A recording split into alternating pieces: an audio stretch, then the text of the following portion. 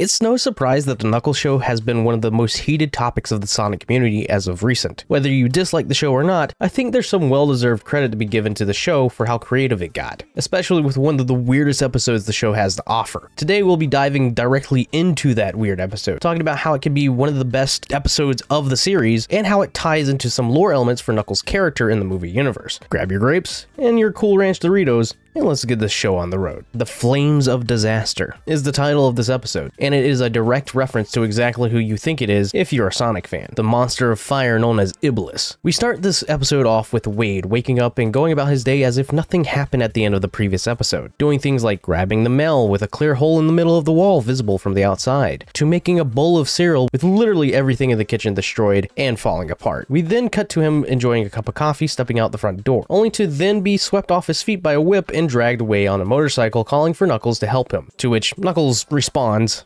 "No." From here, we part ways with Knuckles as Wade takes the center stage for this episode, coming back into contact with his friend Jack Sinclair, the bounty hunter. After being knocked out, he awakens to be in a cage on the side of the highway attached to the stretched Hummer Jack teased him about in the first episode. Asking why his best friend would do such a thing, Jack explains that a bounty is a bounty for a bounty hunter, and cares more about the money more than Wade's friendship to him, as, you know, he's facing a financial dilemma after failing to sue a restaurant, which, you know, is something that we all go through every now and then. After trying and failing to persuade Jack to let him go, Wade gets a phone call, and what do you know, it's Knuckles, explaining to Wade that he needs to learn from this moment and use his strength to set him free from the situation that he's gotten himself into, as this is part of the Echidna warrior training that Knuckles is having Wade go through. Also, I just love how, as all this is going on, Jack is seemingly forcing the family of little Girl Scout Susie here, who's enjoying her Nintendo Switch, into being a part of this awkward karaoke session within the stretched Hummer. But anyways, Knuckles tells Wade that he needs to visit the Great Battleground in the sky. With Wade going into a meditative state, Jack just so happens to also press a button that shocks Wade to the point of knocking him out, to which we're then met with Wade waking up in a bowling alley, much like the one as seen in the very first episode. Wade finally coming to his senses, he's met face to face with Pachacamac. Welcome into Wade's specific battleground in the sky, which just so happens to be a bowling alley of all places. And then this is where things start to get a bit weird. Now, as a Sonic fan, I can see how some would absolutely despise and hate this next part, but also as a Sonic fan myself,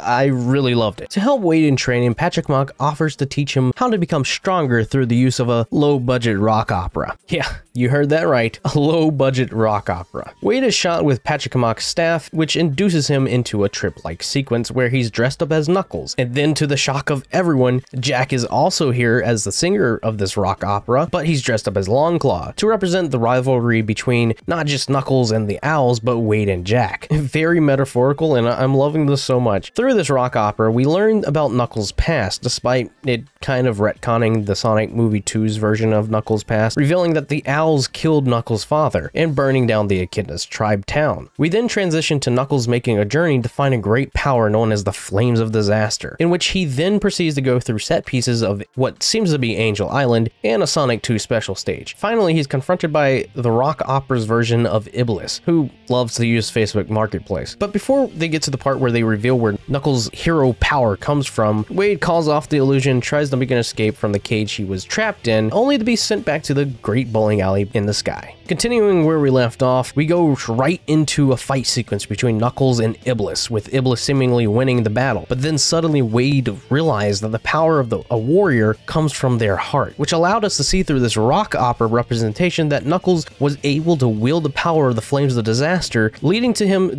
being able to defeat Iblis, as then it cuts to Wade doing a spiral jump move out of the cage he was trapped in. Jack, dumbfounded how Wade got out, is instantly challenged to duel by him. He pulls out two swords, which are deemed to be the sharpest blades on Earth. Jack starts up his motorcycle and positions himself for the duel at the end of the road. Wade needs a ride to participate as well and convinces one of the kids on the sidelines to give him a bike to fight Jack in this duel. Once on the bike, both Jack and Wade charge at each other at full speed ahead, with swords at the ready. But as they draw closer to one another, Jack manages to duck under Wade's sword as Wade's going in for an attack, but unfortunately for him, Wade manages to cut off Jack's ponytail and cause him to fall off his bike, declaring Wade as the victor of this duel. Wade then proceeds to take Jack's hat, jacket, and most importantly, his bowling league shirt, with Jack running off upset. Wade arrives back to his house on the motorcycle, greeted by Knuckles, his mother, and his sister Wanda, as they all then make their way to Reno, Nevada to face off in the upcoming Tournament of Champions. This episode honestly was just the most amount of fun you could probably ever have with a show like this. And yes, it's probably not what everyone expected it to be, but honestly, this episode alone is a highlight of the show, and I really did love it. Even though it's the shortest episode of the batch, it helped show Wade's growth through the help of Knuckles and Patchkamak, and overall helped explain a little bit of Knuckles' history, making it more original to this version of Knuckles' character. Having faced off against the beasts such as Iblis is such a cool twist to throw in, and a very nice reference and nod towards Sonic 06. This is, in my opinion, probably my favorite episode of the show. I don't think we'll get anything like this ever again going forward, but I am thankful for what the episode did to not only add a bit more lore to it, but just have an absolute fun time with it as well. What did you think of the episode? Let me know in the comments down below. Be sure to leave a like, share, subscribe, and click that post notification bell. Thanks so much for watching, and I'll catch you guys